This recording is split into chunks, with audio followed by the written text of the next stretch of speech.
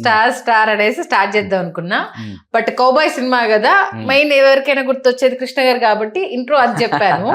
వాళ్ళు క్వశ్చన్ అడిగేటప్పుడు కూడా దానితోనే స్టార్ట్ చేద్దాం అనుకున్నా. కాకపోతే కృష్ణ గారిని టచ్ చేయకుండా మనం ఇది చేస్తే బాగోదు కదా అనిపించింది. లేదు, మనం కృష్ణ గారిని ఖచ్చితంగా నివాళి అర్పించే మనం ప్రారంభించాలి, ఎందుకంటే ఆయన ఆద్యుడు కాబట్టి. ఖచ్చితంగా అలా చిరంజీవి గారితో ప్రారంభించి ఈ సినిమా 5 రాష్ట్రాల్లో షూటింగ్ చేసుకుంది. రాజస్థాన్ వెళ్ళారు, కేరళకి వచ్చారు, తమిళనాడు, ఆంధ్రప్రదేశ్, కర్ణాటక, 5 చోట్ల 6 రోజుల్లో 4 కోట్ల రూపాయలు. అంటే ఈవేళ 100 కోట్లు కాదు, 200 కోట్లు అవుతుందో, 300, అంటే ఇప్పుడు ఈవేళ హీరో రెమ్యూనరేషన్లు అన్నీ కలుపుకుంటే 400 కోట్లు అవుతుంది ఈవేళ.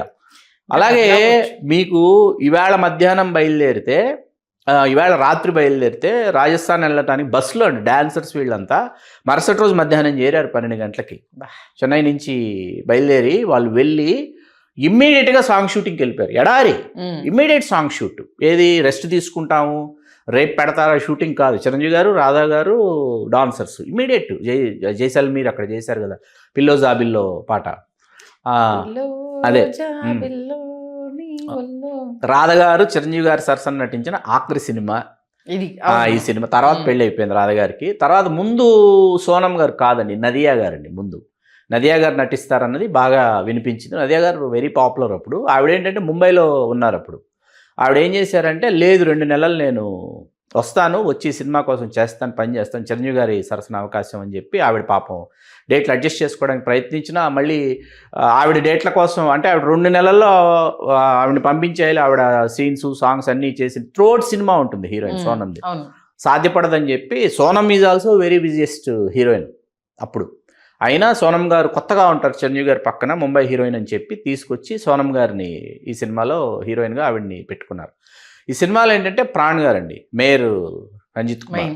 ఆ పాత్ర ఏంటంటే అంత క్రితం తాండ్రపాపరేళ్ళలో చేశారు బుస్సీ పాత్రలో ప్రాణ్ గారు. మళ్ళీ ఈ సినిమా కోసం అసలు ప్రాణ్ గారిని ఈ పాత్రకు అనుకుంటే ఎక్కువ సంబరపడిపోయింది కైకాల సత్యనారాయణ గారు. ఎందుకంటే హిందీలో ప్రాణ్ గారు చేసిన పాత్రలు తెలుగులో కైకాల సత్యనారాయణ గారు చేస్తున్నారు. ఇప్పుడు భారతదేశం గర్వించదగ్గ విలన్ క్యారెక్టర్ ఆర్టిస్టు ప్రాణ్ గారు. అట్లాంటి ప్రాణ్ గారు నా సంస్థలో వచ్చి నటించడం అనేది కైకాల సత్యనారాయణ గారు చాలా గౌరవంగా భావించి ఆయన ఒక రాజాలాగా చూసుకున్నారు. ప్రాణ్ గారు తీసుకొచ్చి మన కళావాచస్పతి కొంగర జగ్గయ్య గారు వారికి గాత్రదానం చేశారు. రాజ్కోటి గారి గురించి ఎంత చెప్పుకున్నా తక్కువండి ఈ సినిమాకు సంబంధించి. చాలామంది అప్పుడు ఏంటంటే వరుసగా కొండవీడి దొంగ, జగదేకుడు అతిలోక సుందరి అన్నీ ఇళయరాజా గారు. చాలామంది ఏంటంటే ఒక ఇళయరాజా మాయాజాలంలో ఉన్నాం అందరూ. ఆ సమయంలో రాజ్కోట్ అనేటప్పుడు ఓకే బాస్కి ఏంటంటే అమ్ముడికి మొగుడు ఇవన్నీ చేశారు, ఖైదీ నెంబర్ 786.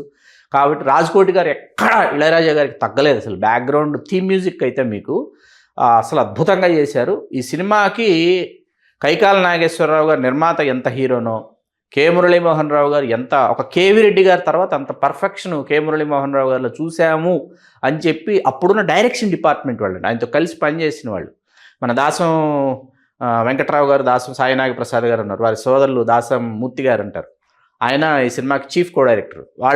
వాళ్ళతో మాట్లాడినప్పుడు ఏంటంటే కేవీ రెడ్డి గారు ఈ మాయాబజార్ తీస్తున్నప్పుడు ఒక పర్ఫెక్షన్ ఉంటుంది, అంత పర్ఫెక్షన్ కె మురళీమోహన్ రావు గారు ఈ సినిమాకి సంబంధించి చూపించారంటే ఈ సినిమాకి మనం director, producer, hero, music director వీళ్ళందరూ రైటర్స్ అందరి గురించి మాట్లాడుకొని మనం ఒక వ్యక్తి గురించి మాట్లాడుకోకపోతే చాలా తప్పు అవుతుంది.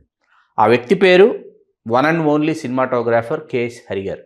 ఓకే, మీకు చిరంజీవి గారి సినిమాటోగ్రాఫర్స్లో ఒక లోక్ సింగ్ గారు, ఒక కెఎస్ హరి గారు, చోటా కెనాయుడు గారు, వీళ్ళు ముగ్గురు నేను త్రిమూర్తులు అని చెప్తా.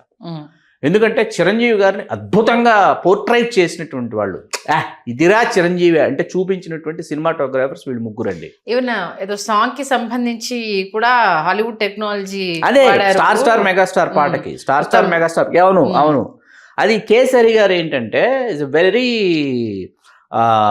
పర్ఫెక్షనిస్ట్. ఆయన ఆ పర్ఫెక్షనిస్ట్ చోటా కెనాయుడు గారు, వీళ్ళు కేసరి గారి అసిస్టెంట్లే అండి. చోటా కెనాయుడు గారు వీళ్ళంతా. కేసరి గారు ఏంటంటే చిరంజీవి గారు ఏ లుక్లో అయినా ఎలా ఉంటారు, ఏ కాస్ట్యూమ్ వేస్తే ఎలా ఉంటారు, మీకు అందుకే బ్యాక్ డ్రాప్ ఉంటుంది. మనకి బ్యాక్ డ్రాప్ కలర్స్ ఏంటి, చిరంజీవి గారు కాస్ట్యూమ్ కలర్స్ ఏంటి, మనం ఏం లైటింగ్ చేస్తున్నాం, ఇవన్నీ దృష్టిలో పెట్టుకొని కేసరి గారు ఈ సినిమాకి చేసినటువంటి లైటింగ్ అండి. ఈ సినిమా మూడ్ని ఎలివేట్ చేసింది కేసరి గారు చేసినటువంటి లైటింగ్ వల్ల ఈ సినిమా అంత అద్భుతంగా ఉంటుంది. అది చాలామంది మీరు గ్లేర్ కటింగ్ అంటారు. గ్లేర్ కటింగ్ అనేది పిసి శ్రీరామ్ గారు వీళ్ళు మొదలుపెట్టిన తర్వాత ఏంటంటే మీరు ఒక యాష్ టోన్ అంటారు. నాయకన్ సినిమా యాష్ టోన్లో ఉంటుంది. యాష్ టోన్లో ఉన్న సినిమాకి మరియు అగ్ని నక్షత్రం అదే ఘర్షణ ఇది యాష్ టోన్లో ఉంటుంది.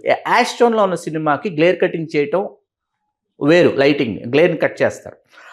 ఇది జుబిలెంట్గా ఉండేటటువంటి లైటింగ్ ఇక్కడ కొదంసింహం. ఇక్కడ గ్లేర్ కట్ చేస్తాడని ఏ సినిమాకి ఏ పాటకి స్టార్ మెగాస్టార్ పాట గ్లేర్ కటింగ్ ఇస్తాడు ఆయన. ఇచ్చి అసలు సుందరం మాస్టర్ అండి, ఏది కొరియోగ్రాఫర్ సుందరం మాస్టారు, ప్రభు గారేమో సుందరం గారు తారా గారు ఇద్దరు చేశారు సాంగ్స్. ప్రభు గారు ఏమో అసిస్టెంట్ ప్రభుదేవ గారు ఈ సినిమాలో పాటలకి. ఎందుకంటే జగదేగుడు అతిలోక సుందరం అయిపోయి కొదంసింహానికి ప్రభుదేవ గారు డ్యాన్స్ అసిస్టెంట్గా కొనసాగి ఆ తర్వాత రాజా విక్రమార్కకి సింగిల్ టైటిల్ కార్డు ప్రభుదేవ గారు కొరియోగ్రాఫర్గా. కొదంసింహం అలా మీకేంటంటే ఈ సెట్లు వేయటం అండి. ఈ చెంగల్పట్టు అని తమిళనాడుకి 64 కిలోమీటర్లు ఉంటుంది, అక్కడికి వెళ్ళి సెట్ వేశారు. ఏది అంటే ఫార్ అవే చేయాలి కదా, ఫార్ అవే మీకు ఇందాక చెప్పినట్టు ట్రైన్ ట్రాక్స్ కనిపించకూడదు, తార్ రోడ్లు కనిపించకూడదు, తర్వాత ఎలక్ట్రికల్ పోల్స్ కనిపించకూడదు. అలా చేసినటువంటి ముగ్గురు హీరోయిన్లన్నీ మనకి అనిపించదు. ఏది వాణి విశ్వనాథ్ గారు, మనకి సోనం గారు, రాధా గారు, అద్భుతమైన బిజిలీ, మన రాధా బిజిలీ.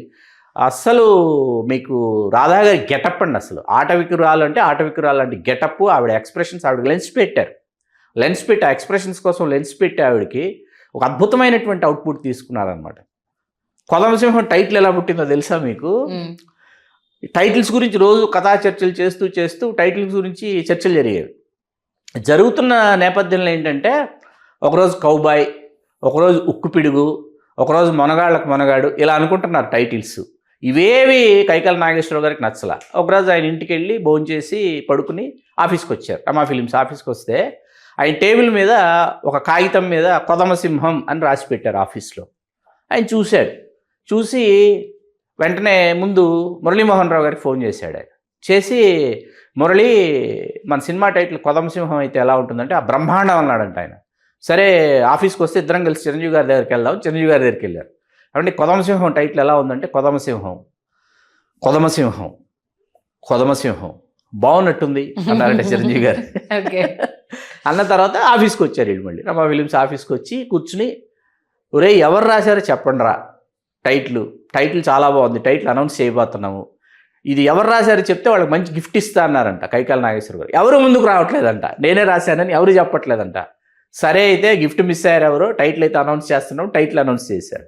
అట్లా కొదంసింహం టైటిల్ అనౌన్స్ చేశారు.